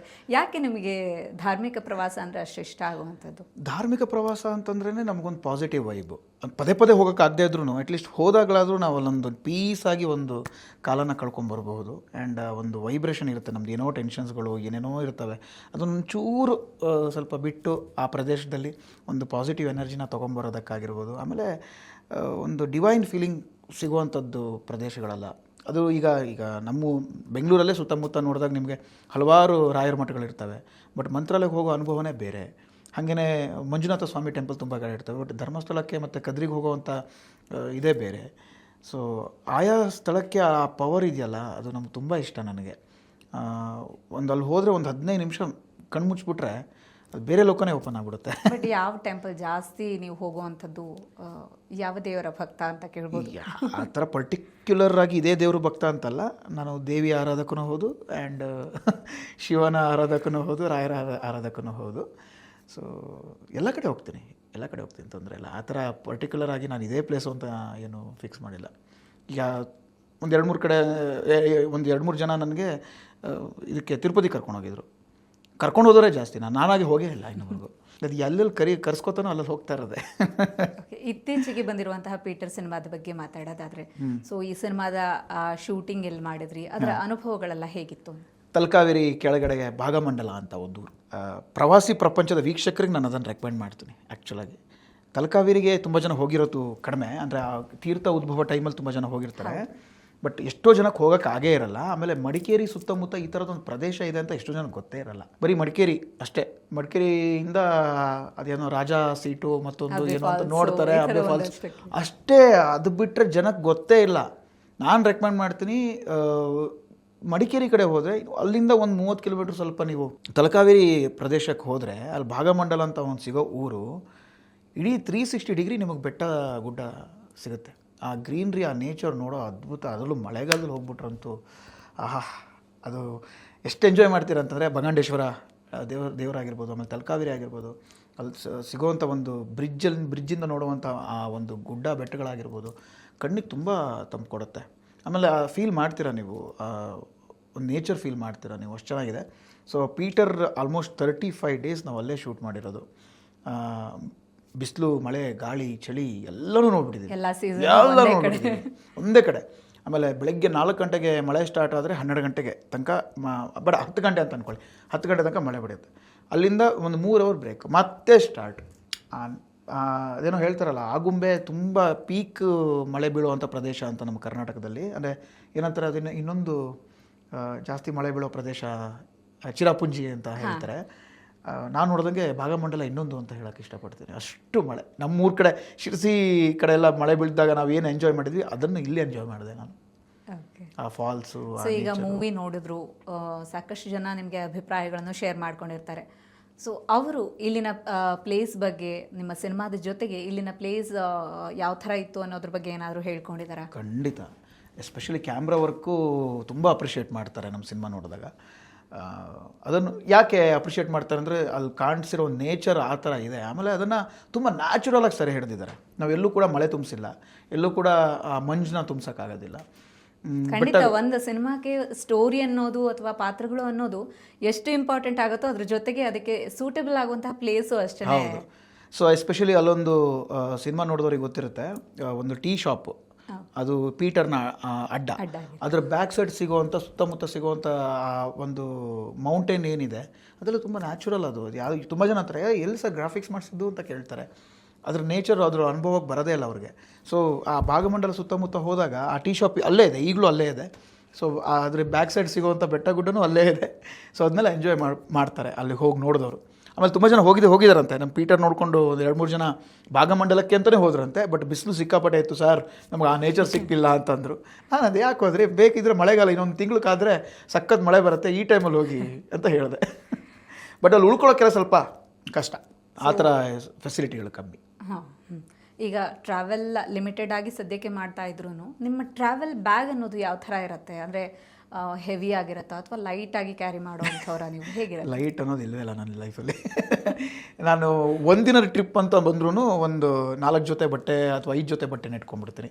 ಯಾಕೆಂದರೆ ಸಡನ್ ಪ್ಲ್ಯಾನ್ ಆಗೋದು ಜಾಸ್ತಿ. ಇವತ್ತು ಒಂದಿನ ಅಂತ ಹೋಗಿ ಸಡನ್ನಾಗಿ ನಾಳೆ ನಾಡೋದು ಶೂಟಿಂಗ್ ಇಲ್ವಾ, ಸಡನ್ ಓಕೆ ಮತ್ತು ಬೇರೆ ಎಲ್ಲರೂ ಹೋಗ್ಬಿಡೋಣ, ಈ ಥರದ್ದೇ ಜಾಸ್ತಿ ಆಗಿತ್ತು ನನ್ನ ಲೈಫಲ್ಲಿ. ಸೊ ಹಂಗಾಗಿ ಕಾರ್ ತೊಗೊಂಡು ಹೋಗೋದಕ್ಕೆ ಲಗೇಜ್ನ ಕೈಯಿಂದ ಕ್ಯಾರಿ ಮಾಡ್ಕೊಂಡು ಹೋಗಬೇಕು ಅನ್ನೋದೆಲ್ಲ ತಲೆ ಬಿಸಿ ಇರಲ್ಲ. ಸೊ ಡಿಕ್ಕಿಲಿ ಹಾಕೊಂಡ್ಬಿಟ್ರೆ ಅದ್ರ ಪಾಡಿಗೆ ಅದು ಇರುತ್ತಲ್ಲ. ಸೊ ಹಾಗಾಗಿ ನನ್ನ ಒಂದು ಪರ್ಸ್ನಲ್ ಏನೇನು ಸ್ಟಫ್ಗಳಿದ್ದಾವೆ ಅದು ಆಗಿರ್ಬೋದು, ಬಟ್ಟೆ ಬರೆ ಆಗಿರ್ಬೋದು, ಪ್ರತಿಯೊಂದು ಒಂದು 3 ಲಗೇಜ್ ಇರುತ್ತೆ ನಂದು. ಸೊ ಹೆಣ್ಮಕ್ಳು ಅಷ್ಟು ಕ್ಯಾರಿ ಮಾಡ್ತಾರಲ್ಲೋ ಗೊತ್ತಿಲ್ಲ, ಅಷ್ಟು ಕ್ಯಾರಿ ಮಾಡ್ತೀನಿ ನಾನು ಕೆಲವೊಂದು ಸಲ. ಅಷ್ಟು ಅಂದರೆ ಪರ್ಟಿಕ್ಯುಲರಾಗಿ ತೊಗೊಂಡು ಹೋಗ್ಬಿಡ್ತೀನಿ. ಯಾಕಂದರೆ ಕೆಲವೊಬ್ರು ತಂದಿರಲ್ಲ, ಅವಾಗ ಅವ್ರಿಗಾದ್ರೂ ಅಟ್ಲೀಸ್ಟ್ ಅದು ಶೇರ್ ಮಾಡ್ಕೊಳ್ಳೋ ಥರ ಆಗಲಿ. ಅದಕ್ಕೋಸ್ಕರ ಎಷ್ಟೋ ಸಲ ಪ್ಲ್ಯಾನ್ ಕ್ಯಾನ್ಸಲ್ ಆಗಿ ವಾಪಸ್ ಬಂದಿರೋ ಥರ ಆಗೋದು ಬೇಡ ಅಂತ. ಸೊ ಹಾಗಾಗಿ ಕೆಲವೊಂದು ಸಲ ಎಕ್ಸ್ಟ್ರಾನೇ ಲಗೇಜ್ ತೊಗೊಂಡು ಹೋಗಿರ್ತೀನಿ. ಸೊ ಇವಾಗ ಟ್ರಾವೆಲ್ ಮಾಡ್ತಾ ಇರ್ತೀರಿ, ಒಂದಷ್ಟು ಜನ ಹೇಳುವಂತಹ ಕಂಪ್ಲೇಂಟ್ ಏನಂತ ಹೇಳಿದ್ರೆ, ಟ್ರಾವೆಲ್ ಮಾಡುವಾಗ ಫುಡ್ ಒಂದು ತುಂಬ ಸಮಸ್ಯೆ ಆಗುತ್ತೆ ಅನ್ನುವಂಥದ್ದು. ನಿಮಗೆ ಆ ಥರದ್ದು ಯಾವತ್ತಾದರೂ ಎಕ್ಸ್ಪೀರಿಯನ್ಸ್ ಆಗಿದೆಯಾ? ಖಂಡಿತ. ನಾನು ಇದ್ರ ಬಗ್ಗೆ ಹೇಳಲೇಬೇಕು, ನೀವು ಒಳ್ಳೆ ಕ್ವಶನ್ಸ್ ಕೇಳಿದ್ರಿ. ಕರ್ನಾಟಕದಲ್ಲಿ ಸಿಗುವಂಥ ನಮ್ಮ ಒಂದು ಊಟ ತಿಂಡಿ ಹೊರಗಡೆ ಹೋದಾಗ ಮಾತ್ರ ಅದ್ರ ವ್ಯಾಲ್ಯೂ ಗೊತ್ತಾಗುತ್ತೆ. ಕೇರಳ ಕಡೆ ಹೋದಾಗ, ತಮಿಳ್ನಾಡು ಕಡೆ ಹೋದಾಗ, ಆಂಧ್ರ ಸ್ವಲ್ಪನಾದ್ರು ಸಹಿಸ್ಕೋಬೋದು. ಅದು ಬಿಟ್ಟರೆ ನಮಗೆ ಎಲ್ಲೂ ಸೆಟ್ ಆಗಲ್ಲ. ಎಸ್ಪೆಷಲಿ ಕೇರಳ, ಅಲ್ಲಿಯ ಊಟ ಉಪಚಾರ, ಈ ಎಣ್ಣೆ ಪ್ರಿಯ ಅಂತ ಬಂದಾಗ ತೆಂಗಿನ ಎಣ್ಣೆಲಿ ಊಟ ಮಾಡೋರಿದ್ದರೆ, ಅವನಿಗೆ ಇಷ್ಟ ಆದರೆ ಅವನು ಬಚಾವು, ಇಲ್ವಾ ಮುಗೀತು ಕತೆ. ಅವನು ಒಂದಿನ ನನ್ನ ಹತ್ರನೇ ಹೇಳ್ತಿದ್ರು, ನಾನು ಕೇರಳ ಬಾರ್ಡರ್ ನೋಡು. ಹಂಗಾದ್ರೆ ನಿಮಗೆ ತೆಂಗಿನ ಎಣ್ಣೆ ರುಚಿ ಗೊತ್ತಿರುತ್ತೆ, ನಿಮ್ಗೆ ಇಷ್ಟ ಆಗುತ್ತೆ ಅಲ್ವಾ. ಬಟ್ ಎಷ್ಟೋ ಜನ ತೆಂಗಿನ ಎಣ್ಣೆ ವಾಸನೆ ಕಂಡ್ರಾಗಲ್ಲ, ಅವ್ರಿಗೆ ಬರೀ ತಲೆ ಹಚ್ಚೋದು ಮಾತ್ರ ಗೊತ್ತು ತೆಂಗಿನ ಎಣ್ಣೆ. ಬಟ್ ನಂಗೆ ಸಖತ್ ಇಷ್ಟ. ನನಗೆ ಆ ಕುಚ್ಚಲಕ್ಕಿ ಅನ್ನ ಆಗಿರ್ಬೋದು, ಆಮೇಲೆ ತೆಂಗಿನ ಎಣ್ಣೆ ಕರೆದಿರುವಂಥ ಪದಾರ್ಥಗಳಾಗಿರ್ಬೋದು, ಅಲ್ಲಿ ಎಲ್ಲದಕ್ಕೂ ತೆಂಗಿನ ಎಣ್ಣೆ ಅಲ್ಲ, ನನಗೆ ಇಷ್ಟ ಆಗುತ್ತೆ ಪರ್ಸ್ನಲಿ. ಬಟ್ ನನ್ನ ಜೊತೆ ಬರೋರಿಗೆ ಅದು ಎಷ್ಟೋ ಸಲ ಸ್ವಿಗ್ಗಿ ಝೊಮ್ಯಾಟೋದಲ್ಲಿ ಇಷ್ಟ ಇಲ್ಲದ ಊಟನ ಆರ್ಡರ್ ಮಾಡ್ಕೊಂಡು ತಿಂದಿದ್ದು ದಾಖಲೆ ಇದೆ. ಎಸ್ಪೆಷಲಿ ಕೇರಳ ಕಡೆ ಹೋದಾಗ. ಇನ್ನು ತಮಿಳ್ನಾಡು ಕಡೆ ಹೋದಾಗಂತೂ ಸ್ವಾಮಿ, ಅಲ್ಲಿ ಈಗ ನೋಡಿ, ನಾವು ಈಗ 2 ಗಂಟೆ 3 ಗಂಟೆ ಮಧ್ಯಾಹ್ನಕ್ಕೂ ನಾವು ದೋಸೆ ಇಡ್ಲಿ ಏನು ಬೇಕು ಎಲ್ಲ ಸಿಗುತ್ತೆ ನಿಮಗೆ. ಬಟ್ ಅಲ್ಲಿ ಸಿಗೋದೇ ಇಲ್ಲ, ಚಾನ್ಸೇ ಇಲ್ಲ. ಸೊ ಆ ಥರ ಪ್ರದೇಶಕ್ಕೆ ಹೋದಾಗಂತೂ ಊಟ ತಿಂಡಿದೆ ಸಮಸ್ಯೆ ಆಗಿರೋದು. ಎಷ್ಟೋ ಸಲ ಹಣ್ಣು ತಿನ್ಕೊಂಡು ಬದುಕಿದ್ದು, ಮ್ಯಾಗಿ ತಿನ್ಕೊಂಡು ಬದುಕಿದ್ದು ಉದಾಹರಣೆ. ಯಾವುದು ಆ ಥರದ್ದು? ಅಂದರೆ ಶೂಟಿಂಗ್ ಸ್ಪಾಟ್ ಅಲ್ಲ? ಇಲ್ಲ ಪರ್ಸ್ನಲ್ ಪರ್ಸ್ನಲ್ ಶೂಟಿಂಗ್ ಸ್ಪಾಟಿಗೆ ಹೋದಾಗ ನಾವು ಅಡಮೆಂಟಾಗಿ ನಮ್ಗೆ ಇದೇ ಬೇಕು ಅಂತ ಹೇಳಿ ತರಿಸ್ಕೋಬೋದು, ತಂದ್ಕೊಡ್ತಾರೆ ಅವಾಗ ಹುಡ್ಕೊಟ್ಟಾದ್ರು. ಬಟ್ ಪರ್ಸ್ನಲ್ ಆಗಿ ಹೋದಾಗ ಒಂದು ಅದೇ ನಾನು ಹೇಳೋದು, ಒಂದು ಸ್ಟವ್ವೋ ಇನ್ನೊಂದೋ ತೊಗೊಂಡು ಹೋಗಿ ಮ್ಯಾಗಿ ಮಾಡ್ಕೊಂಡು ತಿನ್ನೋದೇ ಸಾಕು ಅನ್ನೋ ಥರ ಇರುತ್ತೆ. ಅದೊಂಥರ ನ್ಯಾಷನಲ್ ಫುಡ್ ಥರ ಆಗೋಗಿರುತ್ತೆ. ಇಲ್ಲ ಹಣ್ಣು. ಓಕೆ, ಈಗ ಫುಡ್ ಬಗ್ಗೆ ಮಾತಾಡ್ತಾ ಇದ್ದಂಗೆ ಕೇಳಲೇಬೇಕು, ಬೆಂಗಳೂರಲ್ಲೇ ಇದ್ದೀರಾ. ಸೊ ಸುಮಾರು ಎಷ್ಟು ವರ್ಷದಿಂದ ಬೆಂಗಳೂರಲ್ಲೇ ಇದ್ದೀರಾ ನೀವು? ಆಯಿತು 16 ವರ್ಷ. 16 ವರ್ಷದಲ್ಲಿ ದಿ ಬೆಸ್ಟ್ ಫುಡ್ ಅಡ್ಡ ಬೆಂಗಳೂರಿನಲ್ಲಿ ಅನ್ನೋದಾದರೆ ಯಾವುದನ್ನು ಹೇಳ್ತೀರಿ? ನನಗೆ ಗಾಡಿ ಫುಡ್ಗಳೇ ಇಷ್ಟ. ಗಾಡಿ ಫುಡ್ ಎಲ್ಲಿ ಚೆನ್ನಾಗಿದ್ರು ನಾನು ತಿನ್ಬಿಡ್ತೇನೆ. ಆಮೇಲೆ ನಮ್ಮ ಇಡ್ಲಿ ವಡ, ರವಾ ಇಡ್ಲಿ ನನ್ನ ಫೇವ್ರೇಟ್. ಯಾರಾದರೂ ಏನು ತಿಂದೆ ಮಗ ಅಂತ ಯಾರೂ ಕೇಳೋದಿಲ್ಲ ನನಗೆ, ಎಲ್ರಿಗೂ ಗೊತ್ತು. ರವಾ ಇಡ್ಲಿ ವಡ ಮುಗೀತು. ಓಕೆ, ಇನ್ನೊಂದು ಕೇಳಲೇಬೇಕು. ಬಾಲಾಜಿ ಫೋಟೋ ಸ್ಟುಡಿಯೋ ಸಿನಿಮಾ ಮಾಡಿದ್ರಿ, ತುಂಬ ಒಳ್ಳೆಯ ಒಪಿನಿಯನ್ ಬಂತು, ಅದಕ್ಕೆ ಸಕ್ಸಸ್ ಕಾಣ್ತು. ಸೊ ಈ ಚಿತ್ರದ ಅನುಭವದ ಬಗ್ಗೆ ನೀವು ಹೇಳಲೇಬೇಕು. ಹೇಗಿತ್ತು ಈ ಚಿತ್ರೀಕರಣ ಆಗಿರ್ಬೋದು, ಓವರ್ ಆಲ್ ಒಂದು ಸಕ್ಸಸ್? ನೋಡಿ, ಇಲ್ಲೂ ಬಂತು ಪ್ರವಾಸಿ ಅಂತ ಬಂದಾಗ. ಬಿಕಾಸ್ ಈಗ ಪೀಟರಲ್ಲಿ ನೀವು ಕೇಳಿದ್ರಿ ಎಲ್ಲಿ ಶೂಟ್ ಆಯಿತು ಹೇಗೆ ಅಂತ, ಅದು ಒಂದು ನೇಚರ್. ಆದರೆ ಬಾಲಾಜಿ ಫೋಟೋ ಸ್ಟುಡಿಯೋನೂ ಅಷ್ಟೇ ಯಲ್ಲಾಪುರ ಮತ್ತು ಹೊನ್ನಾವರ ಭಾಗದಲ್ಲಿ ನಡೆದಿರೋವಂಥದ್ದು. ಯಲ್ಲಾಪುರದಲ್ಲಿ ತುಂಬ ಡೀಪಾಗಿ ನಾವೆಲ್ಲೂ ಹೋಗಿಲ್ಲ. ಬಟ್ ಹೊನ್ನಾವರ ಅಂತ ನೋಡಿದಾಗ ಕೌಲಕ್ಕಿಯ ಪ್ರದೇಶ, ಆಮೇಲೆ ನಮ್ಮ ಶರಾವತಿ ಸೇತುವೆ ಆಗಿರ್ಬೋದು, ಆಮೇಲೆ ಅಲ್ಲಿಯ ನೇಚರ್ಗಳನ್ನು ತುಂಬ ಚೆನ್ನಾಗಿ ಸೆರೆ ಹಿಡಿದಿದ್ವಿ ನಾವು.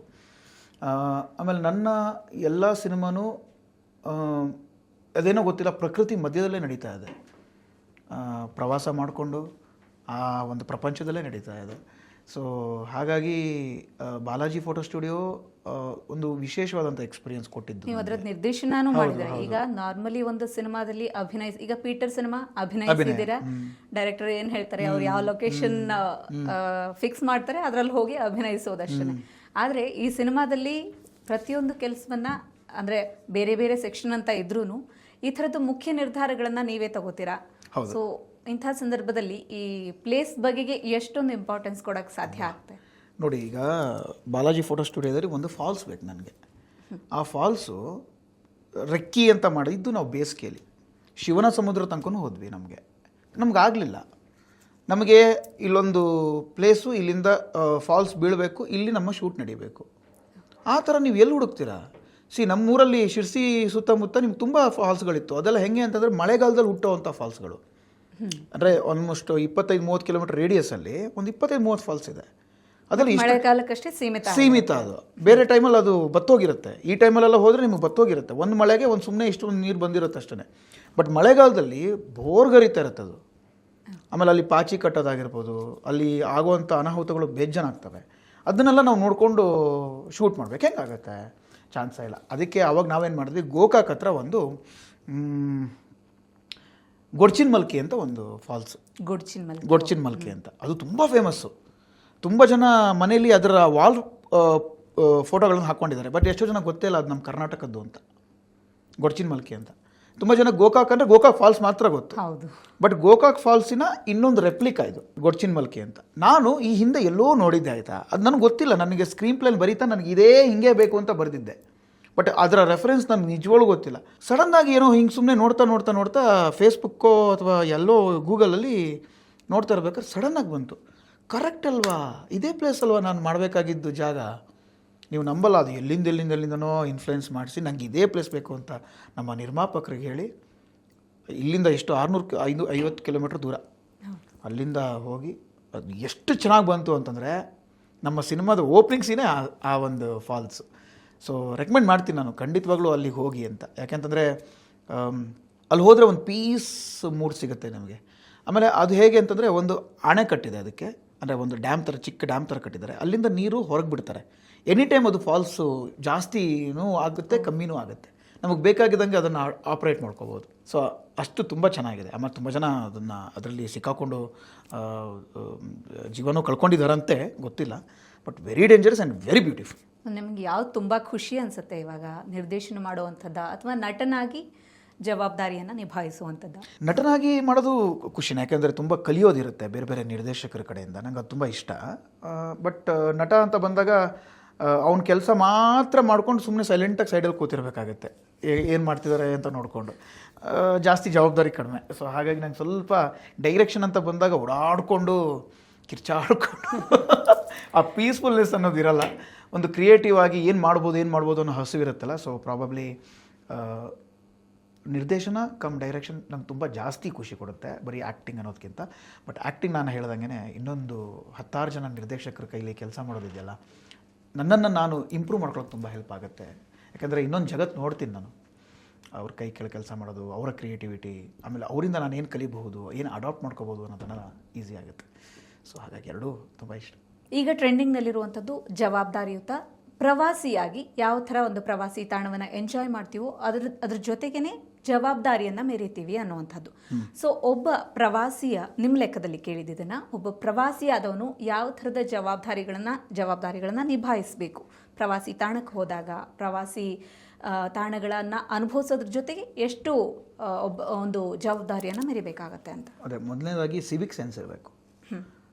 ಅಂದರೆ ನಾವು ನಾಗರಿಕರಾಗಿ ಪ್ರವಾಸಿ ತಾಣಗಳನ್ನು ಎಷ್ಟು ಕ್ಲೀನಾಗಿ ಕ್ಲೆನ್ಸಿನೆಸ್ನಾಗಿ ಅದನ್ನು ನಾವು ಮೇಂಟೈನ್ ಮಾಡ್ತೀವಿ, ನಮಗೆ ಎಷ್ಟು ಕ್ಲೆನ್ಸಿನೆಸ್ ಇದೆ ಅನ್ನೋದು ತುಂಬ ಇಂಪಾರ್ಟೆಂಟ್ ಆಗುತ್ತೆ.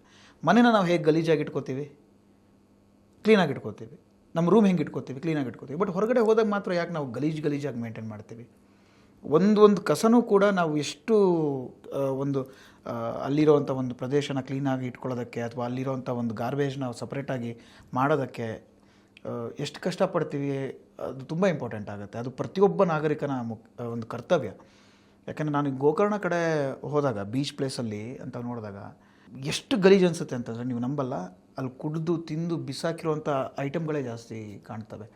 ನೋಡಿ, ನೀವು ಸಮುದ್ರಕ್ಕೆ ಎಂಥದೇ ವೇಸ್ಟ್ ಹಾಕಿ ಅದು ವಾಪಸ್ ತಂದು ನಮಗೆ ಇದಕ್ಕೆ ಬಿಸಾಕೋದು, ದಡಕ್ಕೆ ಬಂದು ಬಿಸಾಕೋದು. ಅದು ವೇಸ್ಟೇಜನ್ನು ಇಟ್ಕೊಳ್ಳೋದೇ ಇಲ್ಲ. ಎಲ್ಲ ವೇಸ್ಟೇಜ್ನೂ ನಾವು ಅಲ್ಲಿಗೆ ಬಿಡ್ತೀವಿ, ಬಟ್ ಅದನ್ನು ಯಾವುದೂ ಇಟ್ಕೊಳ್ಳಲ್ಲ. ಅದು ತನ್ನಂತಾನು ಕ್ಲೀನ್ ಮಾಡ್ಕೊಳ್ತಾನೆ ಇರುತ್ತೆ. ಸೊ ಅದಕ್ಕೆ ಜವಾಬ್ದಾರಿ ನಮಗಿಲ್ಲ. ಅಂದರೆ ವಾಪಸ್ ತಂದು ಬಿಡೋದೇನಕ್ಕೆ, ಇದು ನಿಮ್ಮದು, ನೀವು ಇಟ್ಕೊಳ್ಳಿ ಅಂತ. ಅದನ್ನು ಸರಿಪಡಿಸ್ಕೊಂಡು ಹೋಗುವಂಥ ಒಂದು ಸಿವಿಕ್ ಸೆನ್ಸ್ ಎಲ್ರಿಗೂ ಬರಬೇಕು. ನನಗೆ ಗೊತ್ತಿರೋಂಗೆ ಒಂದೇ ನಮ್ಮ ಇಂಡಿಯಾದಲ್ಲಿ ಒಂದು 30% ಜನಕ್ಕಿರಬಹುದು ಅನಿಸುತ್ತೆ, ಇನ್ನು 70% ಜನಕ್ಕಿಲ್ಲ. ಅದರಲ್ಲೂ ಎಜುಕೇಟೆಡ್ಸೇ ಕೆಲವೊಂದು ಸಲ ಹೊರಗಡೆ ಹೋದಾಗ ಹುಚ್ಚುಚ್ಚರ ಥರ ಆಡೋದು, ಆಮೇಲೆ ಕ್ಲೀನ್ ಇರಲ್ಲ, ಬಟ್ಟೆ ಬರೆ ಆಗಿರ್ಬೋದು ಅಥವಾ ತಿಂದು ಬಿಸಾಡೋದಾಗಿರ್ಬೋದು, ಕಣ್ಣರೇ ನೋಡಿದ್ದೀನಿ ನಾನು ಎಷ್ಟೋ ಸಲ. ಸೊ ಎಂಜಾಯ್ ಮಾಡೋಕ್ಕೆ ಹೋಗಿ, ಬೇಡ ಅಂತ ಹೇಳಲ್ಲ. ಅದು ನೇಚರ್ ಜೊತೆ ನೀವು ಕೂಡ ಅದ್ರ ಥರನೇ ಇರಿ ಅಂತ ಹೇಳೋಕ್ಕೆ ಇಷ್ಟಪಡ್ತೀನಿ. ಬಿಕಾಸ್ ಅದು ಅದ್ರ ಜಾಗ, ಅದ್ರ ಮನೆ. ಸೊ ನಾವು ಜವಾಬ್ದಾರಿ ತಗೋಬೇಕು. ನಿಮಗೆ ಇವಾಗ ಕಡಲ ತೀರಗಳ ಬಗ್ಗೆ ಮಾತಾಡಿದ್ವಿ, ಅದರ ಯಾವ ಥರ ನಾವು ರೆಸ್ಪಾನ್ಸಿಬಲ್ ಆಗಿರಬೇಕು ಅಂತ ನೀವು ಅದನ್ನು ಹೇಳಿದ್ರಿ. ನಿಮಗೆ ಯಾವುದು ಇಷ್ಟ ಆಗುತ್ತೆ? ಕಡಲ ತೀರವ ಅಥವಾ ನೇಚರ ಅಥವಾ ಅಡ್ವೆಂಚರ್ ಇರುವಂತಹ ಜಾಗನ? ಯಾವುದು ತುಂಬ ನೀವು ಎಂಜಾಯ್ ಮಾಡುವಂತಹ ಪ್ಲೇಸಸ್ ಯಾವುದಿರುತ್ತೆ? ಟ್ರೆಕ್ಕಿಂಗ್ ಅಂತ ಬಂದಾಗ ನಾನು ಯಾವತ್ತೂ ಹೋಗಿಲ್ಲ, ಅದರ ಎಕ್ಸ್ಪೀರಿಯನ್ಸ್ ನಾನು ಮಾಡಿಲ್ಲ, ನನಗಿನ್ನೂ ಅವಕಾಶ ಸಿಕ್ಕಿಲ್ಲ. ಬೀಚ್ ಅಂತ ಬಂದಾಗ ಕೆಲವು ಸೀಸನ್ ಮಾತ್ರ ನನಗೆ ತುಂಬ ಇಷ್ಟ ಆಗುತ್ತೆ. ವೈ? ಬಿಕಾಸ್ ಒಂದು ನಮ್ಮ ಸ್ಕಿನ್ಗಳನ್ನು ನಾವು ಈಸಿಯಾಗಿ ಮೇಂಟೈನ್ ಮಾಡ್ಕೋಬೇಕು. ಬೇಸಿಗೆಗಾಲದಲ್ಲಿ ಹೋಗ್ಬಿಟ್ಟು ನಾನು ಯಾವುದೋ ಸಮುದ್ರದ ಹತ್ರ ಕೂತ್ಕೊಂಡ್ರೆ ಫುಲ್ ಟ್ಯಾನ್ ಆಗಿ ನನ್ನ ಕಲರ್ನ ನಾನು ಕಳ್ಕೊಂಡು ಕ್ಯಾಮ್ರಾ ಮುಂದೆ ಬಂದು ನಿಂತ್ಕೊಳ್ಳೋಕ್ಕಾಗೋದಿಲ್ಲ. ಸೊ ಅದಕ್ಕೆ ಬ್ಯೂಟಿ ತುಂಬ ಇಂಪಾರ್ಟೆಂಟ್. ಸೊ ಆ ಕಾರಣಕ್ಕೆ ಆದಷ್ಟು ಸಮ್ಮರಲ್ಲಿ ನಾನು ಸ್ವಲ್ಪ ಈ ಬೀಚ್ ಪ್ಲೇಸ್ಗಳನ್ನು ಅವಾಯ್ಡ್ ಮಾಡ್ತೀನಿ. ಹೋಗಲೇಬೇಕಾದಂಥ ಪರಿಸ್ಥಿತಿ ಬಂದರೆ ಏನೂ ಮಾಡೋಕ್ಕಾಗಲ್ಲ. ಅದು ಬಿಟ್ಟಾಗ ಇನ್ನು ಮೌಂಟೇನ್ಸ್ ಅಂತ ಬಂದಾಗ ಅದು ಅಷ್ಟೇ ಒಂದು ಸೀಸನ್ ತುಂಬ ಇಂಪಾರ್ಟೆಂಟ್ ನನಗೆ. ಮಳೆ ಇರಬೇಕು, ಚಳಿ ಇರಬೇಕು, ಅದ್ರ ಮಜಾನೇ ಬೇರೆ. ಸೊ ಇನ್ನು ಬ್ಯಾಕ್ ವಾಟರ್ಗಳು ಆ ಥರದ್ದು ನೋಡಿದಾಗ ಅದೆಲ್ಲ ಶಿರ್ಸಿ ಕಡೆ ಹಾಂ, ಸಾಗರ ಕಡೆ ಜಾಸ್ತಿ ಇದೆ ಬ್ಯಾಕ್ ವಾಟರ್. ನಮ್ಮ ಸಿರ್ಸಿ ಕಡೆ ಇಲ್ಲ, ಸಿರ್ಸಿ ಕಡೆ ಇಲ್ಲ, ಸಾಗರ ಕಡೆ ಇದೆ. ನಿಮಗೆ ಸಿಗಂದೂರು ಕಡೆ ಎಲ್ಲ ಹೋದಾಗ ಇವಾಗೊಂದು ಒಳ್ಳೆ ಬ್ರಿಡ್ಜ್ ಮಾಡಿದ್ದಾರೆ.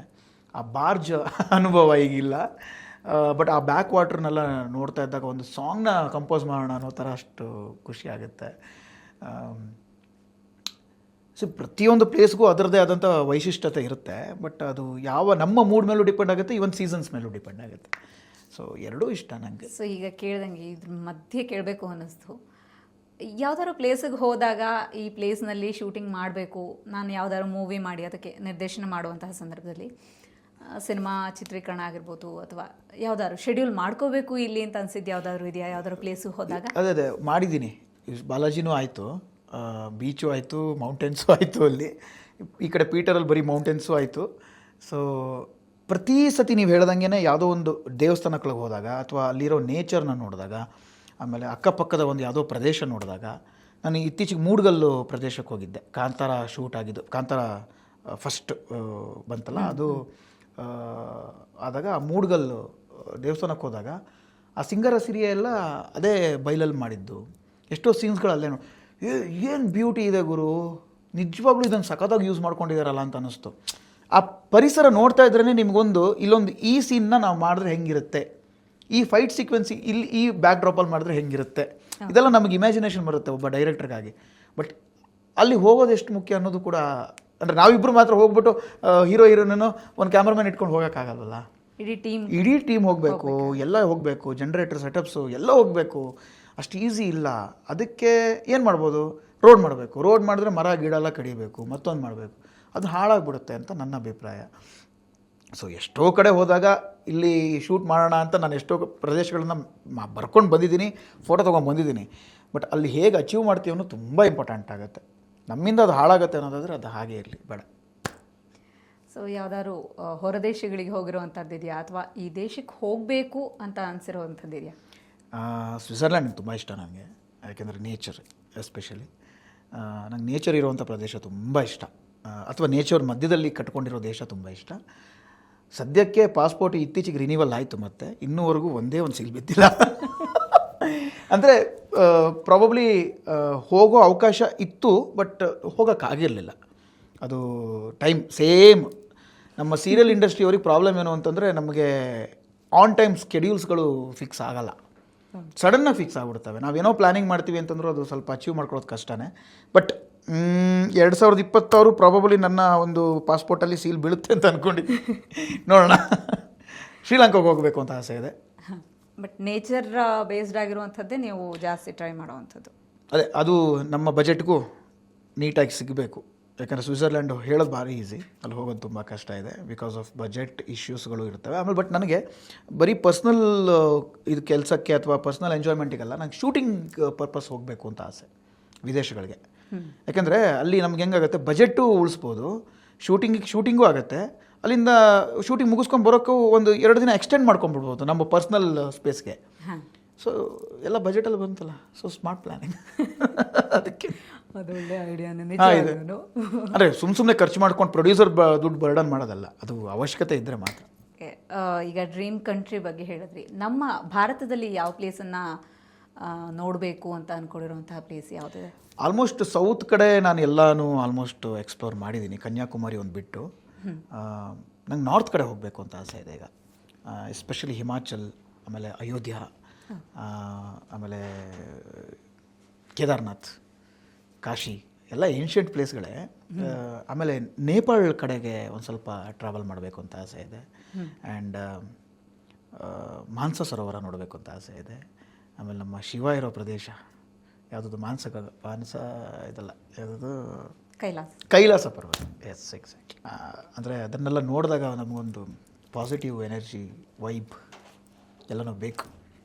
ಪ್ರವಾಸಿ ಪ್ರಪಂಚ ನಿಮಗೆ ಗೊತ್ತಿದೆ, ಕರ್ನಾಟಕದಲ್ಲೇ ಇದೊಂದು ಪ್ರಥಮ ಪ್ರಯೋಗ. ಹೌದು. ಪ್ರವಾಸಕ್ಕಾಗೇ ಸೀಮಿತವಾಗಿದೆ. ಪ್ರವಾಸೋದ್ಯಮ, ಅದ್ರ ಜೊತೆಗೇನೆ ಆತಿಥ್ಯ ಕ್ಷೇತ್ರ, 3ರನ್ನು ಕವರ್ ಮಾಡುವಂತಹ ಏಕೈಕ ಪತ್ರಿಕೆ. ಸೊ ಇದರಲ್ಲಿ ಈಗಾಗಲೇ ನಿಮ್ಮ ಸಂದರ್ಶನವನ್ನು ನಾವು ಪಬ್ಲಿಷ್ ಮಾಡಿದ್ದೀವಿ. ಸೊ ಏನನ್ಸುತ್ತೆ ಈ ಒಂದು ಪತ್ರಿಕೆಯ ಬಗ್ಗೆ? ಫಸ್ಟ್ ಟೈಮ್ ಪ್ರವಾಸಿ ಪ್ರಪಂಚ ಅಂತ ಒಂದು ಸೃಷ್ಟಿ ಆಯಿತು. ಆ್ಯಂಡ್ ತುಂಬ ರೇರೆಸ್ಟ್ ವಿಚಾರಗಳನ್ನು ನೀವು ಪ್ರತಿನಿತ್ಯ ಹೇಳೋ ಒಂದು ಭಾಗನ ಒಂದು ಸಪ್ರೇಟಾಗಿ ಪೇಪರ್ ಇದರಲ್ಲಿ ಎಕ್ಸ್ಪ್ಲೋರ್ ಮಾಡಿದ್ದಕ್ಕೆ ಮೊದಲನೇದಾಗಿ ಧನ್ಯವಾದಗಳು, ಮತ್ತು 1 ವರ್ಷ ಪೂರೈಸಿದ್ದಕ್ಕೆ ಕಂಗ್ರ್ಯಾಚುಲೇಷನ್ಸ್ ಇಡೀ ತಂಡಕ್ಕೆ. ಪ್ರವಾಸಿ ಪ್ರಪಂಚ ನನಗೆ ಗೊತ್ತಿರೋ ಹಾಗೆ ನಾನು ಫಾಲೋ ಮಾಡ್ತಾ ಇರ್ತೀನಲ್ಲ, ಸೊ ಎಲ್ಲರ ಒಂದು ಲೈಫ್ ಪ್ರವಾಸ ಅಂತ ವಿಚಾರ ಅಂತ ಬಂದಾಗ ಎಸ್ಪೆಷಲಿ ಸೆಲೆಬ್ರಿಟಿಗಳಾಗಿರ್ಬೋದು ಅಥವಾ ಕಾಮನ್ ಪರ್ಸನ್ಸ್ಗಳಾಗಿರ್ಬೋದು, ಯಾರೂ ನೀವು ಬಿಡಲ್ಲ. ಅವರವರ ಎಕ್ಸ್ಪೀರಿಯನ್ಸ್ಗಳನ್ನು ಶೇರ್ ಮಾಡಿದಾಗ ಕೆಲವೊಂದು ಸಲ ನೋಡಿದಾಗ ಕರೆಕ್ಟ್ ಈ ಪ್ಲೇಸಿಗೆ ನಾವು ಹೋಗ್ಬೋದಲ್ವಾ, ಈ ಆರ್ಟಿಕಲ್ ನೋಡಿದಾಗ ಇದನ್ನು ನಾವು ಎಕ್ಸ್ಪ್ಲೋರ್ ಮಾಡ್ಬೋದಲ್ವಾ, ಒಂದು ಗೈಡ್ ಆಗಿದ್ದೀರಾ ನೀವು ಆ್ಯಕ್ಚುಲಿ. ಆ್ಯಂಡ್ ಈ ಹಿಂದೆನೂ ಕೂಡ ಈ ಥರದ್ದು ಯಾವುದೇ ರೀತಿಯ ಒಂದು ಅಚೀವ್ ಆಗಿರಲಿಲ್ಲ. ಬಟ್ ಪ್ರವಾಸಿ ಪ್ರಪಂಚ ಫಸ್ಟ್ ಟೈಮ್ ಒಂದು ಪಬ್ಲಿಕೇಶನ್ ಅಂತ ಬಂದಾಗ ಅಥವಾ ಡಿಜಿಟಲ್ ಮಾಧ್ಯಮ ಅಂತ ಬಂದಾಗ ಅದರದ್ದೇ ಆದಂಥ ಒಂದು ಸ್ಥಾನಮಾನ ಗಿಟ್ಸ್ಕೊಂಡಿದೆ. ಅದಕ್ಕೆ ಮೊದಲನೇದಾಗಿ ಕಂಗ್ರ್ಯಾಚುಲೇಷನ್ಸ್. Thank you. ಪ್ರವಾಸಿ ಪ್ರಪಂಚದ ಬಗ್ಗೆ ಹೇಳಿದ್ರಿ. ಈಗ ಒಂದು ತರಲೆ ಕ್ವಶನ್ ಕೇಳೋಣ ಅಂದ್ಕೊಂಡೆ. ಸೊ ನಿಮಗೆಲ್ಲಾದರೂ ಲೈಫಲ್ಲಿ ಪ್ರವಾಸೋದ್ಯಮ ಸಚಿವನಾಗುವ ಅವಕಾಶ ಸಿಕ್ತು ಅಂತ ಇಟ್ಕೊಳ್ಳಿ. ಸೊ ಏನೇನು ಚೇಂಜಸ್ಸನ್ನು, ಏನೇನು ಬದಲಾವಣೆಗಳನ್ನು ಇಂಡಸ್ಟ್ರಿನಲ್ಲಿ ತರೋದಕ್ಕೆ ಇಷ್ಟಪಡ್ತೀರಿ? ಆ ಥರದ ಅವಕಾಶ ಖಂಡಿತ ಸಿಕ್ಕರೆ ಅಥವಾ ಅದರ ಒಂದು ಅಂಬಾಸೆಡರ್ ಮಾಡಿದ್ರೂ ಪರವಾಗಿಲ್ಲ, ನನಗೇನು ಮಂತ್ರಿನೇ ಮಾಡಬೇಕು ಅಂತಿಲ್ಲ. ಫಸ್ಟ್ ನಾನು ಆವಾಗಲೇ ಹೇಳ್ದಂಗೆ ಫಸ್ಟು ಸಿವಿಕ್ ಸೆನ್ಸ್ ಬಗ್ಗೆ ನಾನು ತುಂಬ ಅವೇರ್ನೆಸ್ನ ಮೂಡಿಸ್ತೀನಿ. ಜೊತೆಗೆ ಅಲ್ಲಿ ಅವರ ಒಂದು ಕರ್ತವ್ಯನ ಪಾಲಿಸೋದಕ್ಕೆ, ಜನರನ್ನ ನಿಭಾಯಿಸೋದಕ್ಕೆ ಕರೆಕ್ಟಾಗಿರುವಂಥ ಒಂದು ಜನರನ್ನ ನೇಮಿಸ್ತೀನಿ. ಅಲ್ಲಿ ಏನೇ ಒಂದು ಕಸ ಕಡ್ಡಿಗಳನ್ನು ಎಸೆಯೋದು ಆ ಥರದ್ದೆಲ್ಲ ಬಂತು ಅಂದರೆ ಇಮಿಡಿಯೇಟ್ ದಂಡಗಳನ್ನು ಹಾಕೋದಾಗಿರ್ಬೋದು, ಅಲ್ಲೇ ಬಂದು ಫೈನ್ ಕಟ್ಟೋ ಥರ ಆಗಿರ್ಬೋದು. ಆಮೇಲೆ ಸೇಫ್ಟಿ ಮೆಷರ್ಮೆಂಟ್ಸು ಏನೇನಿರುತ್ತೆ, ಯಾಕಂದರೆ ತುಂಬ ಜನ ನಾನು ಕೋತಿ ಚೇಷ್ಟೆ ಮಾಡೋದನ್ನು ನೋಡಿದ್ದೀನಿ. ಅಲ್ಲೆಲ್ಲ ಹತ್ಕೊಳ್ಳೋದಂತೆ, ಬೀಳೋದಂತೆ, ತಲೆ ಓಡ್ಕೊಳ್ಳೋದಂತೆ, ಈ ಥರದ್ದೆಲ್ಲ ಅದೆಲ್ಲ ಆದಷ್ಟು ಕಟ್ ಆಫ್ ಮಾಡಬೇಕು. ಆಮೇಲೆ ಅಲ್ಲಿ ದುರ್ವರ್ತನೆಗಳನ್ನು ಮಾಡೋದು, ಅಲ್ಲಿ ಹೋದಾಗ ಅದ್ರ ಜೊತೆ ಎಂಜಾಯ್ ಮಾಡಬೇಕು ನೇಚರಲ್ಲಿ. ಅದು ಬಿಟ್ಬಿಟ್ಟು ತುಂಬ ಈ ಮದ್ಯಪಾನ ಮಾಡೋದು ಅದು ಇದು ನೋಡಿದ್ದೀನಿ. ಸೊ ಆ ಥರದ್ದೆಲ್ಲ ಇಲ್ಲಿ ವರ್ಕ್ ಆಗೋದಿಲ್ಲ. ಸೊ ಹಾಗಾಗಿ ಅದೊಂದು ನಾನು ಪ್ರಿಫರ್ ಮಾಡ್ತೀನಿ. ಆ್ಯಂಡ್ ಈ ನಮ್ಮ ಚಲನಚಿತ್ರ ಅಂತ ಬಂದಾಗ ಮುಂಚೆ ಇತ್ತು ಈ ಥರ ಪ್ರವಾಸ ಪ್ರದೇಶಗಳನ್ನು ತೋರಿಸೋದು, ಟೂರಿಸಮ್ ಪ್ಲೇಸ್ಗಳನ್ನು ತೋರಿಸೋದ್ರಿಂದ ಸಿನಿಮಾಗಳಿಗೆ ಹೆಲ್ಪ್ ಆಗೋದು ಎಲ್ಲ ಇತ್ತು. ಈಗ ಅದೆಲ್ಲ ಕಟ್ ಆಫ್ ಆಗಿದೆ ಅಂತ ಕೇಳ್ಪಟ್ಟೆ, ಗೊತ್ತಿಲ್ಲ. ಬಟ್ ಹೊರಗಡೆಯ ರಾಜ್ಯಗಳಿಗೆ ಕಂಪೇರ್ ಮಾಡಿದ್ರೆ, ಅಂದರೆ ಎಸ್ಪೆಷಲಿ ನಾರ್ತ್ ಇಂಡಿಯಾದಲ್ಲಿ ಪ್ರವಾಸಿ ಪ್ರಪಂಚಕ್ಕೇ ಸಪ್ರೇಟಾಗಿ ಆದ್ಯತೆ ಕೊಟ್ಟಿದ್ದಾರೆ. Especially in cinema 70% of the ಒಂದು ಅವರ ಒಂದು ನೇಚರು ಅಥವಾ ಅವರ ಒಂದು ತಾಣಗಳನ್ನು ತೋರಿಸಿದ್ರೆ ನಿಮಗೆ ಸಬ್ಸಿಡಿ ಇದೆ. ಅದು ಇಲ್ಲಿ ಮತ್ತೆ ಸ್ಟಾರ್ಟ್ ಆಗಬೇಕು. ಆವಾಗ ನಿಮಗೆ ಒಂದಷ್ಟು ಪ್ರವಾಸಿ ತಾಣಗಳು ಎಕ್ಸ್ಪ್ಲೋರ್ ಆಗ್ತವೆ. ಎಷ್ಟೋ ಜನಕ್ಕೆ ಗೊತ್ತೇ ಇಲ್ಲ, ಎಷ್ಟೋ ಪ್ರದೇಶಗಳು ಗೊತ್ತೇ ಇಲ್ಲ ಇನ್ನೂವರೆಗೂ. ಸೊ ಅದೆಲ್ಲ ಪರಿಚಯ ಆಗಬೇಕು ಅಂತಂದರೆ ಅದಕ್ಕೆ ಒಂದು ಮಾಧ್ಯಮ ಬೇಕು, ಅದು ಸಿನಿಮಾ ಮಾಧ್ಯಮ ಅಂತ ನಾನು ಹೇಳೋಕ್ಕೆ ಇಷ್ಟಪಡ್ತೇನೆ. ಈಗ ಲವ್ ಮೊಕ್ಟೆಲ್ 2 ಅಲ್ಲಿ ಯಾವುದೋ ಒಂದು ಪ್ರದೇಶ, ಒಂದು ದೇವಸ್ಥಾನ ಅಂತ ಅನಿಸುತ್ತೆ. ಅದು ನೋಡಿ ಎಷ್ಟು ಸಡನ್ನಾಗಿ ಬೂಮ್ ಆಗೋಯ್ತು. ಮುಂಚೆ ಇತ್ತು ತಾನೆ, ಯಾಕೆ ಜನ ಹೋಗ್ತಿರಲಿಲ್ಲ, ಅಲ್ಲಿ ಲೋಕಲ್ ಲೈಟ್ ಮಾತ್ರ ಹೋಗ್ತಾಯಿದ್ರು. ಸಡನ್ನಾಗಿ ಹೇಗೆ ಬೂಮ್ ಆಯಿತು? ಅದಕ್ಕೆ ಅದರದ್ದೇ ಆದಂಥ ಒಂದು ಮಾಧ್ಯಮ ಇದೆಯಲ್ಲ, ಅದನ್ನೆಲ್ಲ ಇನ್ನೂ ಜಾಸ್ತಿ ಆಗುತ್ತೆ ಆ ಥರ ಮಾಡಿದಾಗ ಅಂತ ಅನ್ಕೋತೀನಿ. ಓಕೆ, ಯಾವುದಾದ್ರು ಪ್ಲೇಸಿಗೆ ಇವಾಗ ಸಿನಿಮಾ ಶೂಟಿಂಗಿಗೆ ಹೊರತಾಗಿ ನೀವು ಪರ್ಸ್ನಲಿ ಹೋಗೋದಾದರೆ ಇವ್ರ ಜೊತೆ ನಾನು ಒಂದಿನ ಇಲ್ಲಿ ಕಳಿಬೇಕು ಅಂತ ಅನಿಸಿರುವಂಥ ಪ್ಲೇಸ್ ಯಾವುದಾದ್ರು? ನನ್ನ ಫ್ಯಾಮಿಲಿ ಜೊತೆನೇ ಹೋಗಬೇಕು ಅಂತ ಅನ್ಕೋತೀನಿ ನಾನು ಯೂಶ್ವಲಿ. ಯಾಕಂದರೆ ಅವ್ರಿಗೂ ನೋಡಬೇಕು ಅಂತ ಆಸೆ ಇರುತ್ತೆ. ಎಷ್ಟು ಅಂತ ನಮ್ಮಮ್ಮ ನಾನು ಒಟ್ಟಿಗೆ ಇರೋದಲ್ಲ, ಸೊ ಹಾಗಾಗಿ ಅಮ್ಮ ಯಾವಾಗಲೂ ಟಿ ವಿ ಮುಂದೆ ಮನೇಲಿ ಕೂತಿರ್ತಾರೆ. ಆಮೇಲೆ ಅವರಿಗೆ ಆರಾಮಾಗಿದ್ದಾರೆ, ಸೊ ಚೆನ್ನಾಗಿದ್ದಾಗಲೇ ಅವ್ರನ್ನ ಎಲ್ಲ ಒಂದು ಕಡೆ ಕರ್ಕೊಂಡು ಹೋಗಬೇಕು ಅಂತ ಆಸೆ. ಬಟ್ ಪರ್ಟಿಕ್ಯುಲರ್ ಪ್ಲೇಸ್ ಅಂತ ಏನಿಲ್ಲ. ಸೊ ಹೋದರೆ ದೇವಸ್ಥಾನಗಳಿಗೆ ಹೋಗೋದೇ ಸ್ವಲ್ಪ ಜಾಸ್ತಿ. Okay, yes, thank you so much. ಇಷ್ಟೊತ್ತು ನಮ್ಮ ಈ ಕಾರ್ಯಕ್ರಮದಲ್ಲಿ ನಿಮ್ಮ ಪ್ರವಾಸದ ಅನುಭವಗಳು, ನಿಮ್ಮ ಸಿನಿಮಾ ಜೀವನ, ಅದರ ಜೊತೆಗೇ ಪ್ರವಾಸ ಯಾವ ಥರ ಹೊಂದಿಕೊಂಡಿದೆ ಅನ್ನೋದನ್ನ ನಮ್ಮ ವೀಕ್ಷಕರ ಜೊತೆ ಮಾಹಿತಿಯನ್ನು ಹಂಚ್ಕೊಂಡಿದ್ರಿ. ತುಂಬ ಹೃದಯದ ಧನ್ಯವಾದಗಳು. Thank you so much. So ಇದಾಗಿತ್ತು ಇವತ್ತಿನ ಟ್ರಾವೆಲ್ ಟಾಕ್ಸ್. ಮುಂದೆ ಮತ್ತೊಬ್ಬ ಅತಿಥಿಯೊಂದಿಗೆ ನಿಮ್ಮನ್ನು ಭೇಟಿ ಆಗ್ತೀನಿ. ಅಲ್ಲಿ ತನಕ ನಮಸ್ಕಾರ.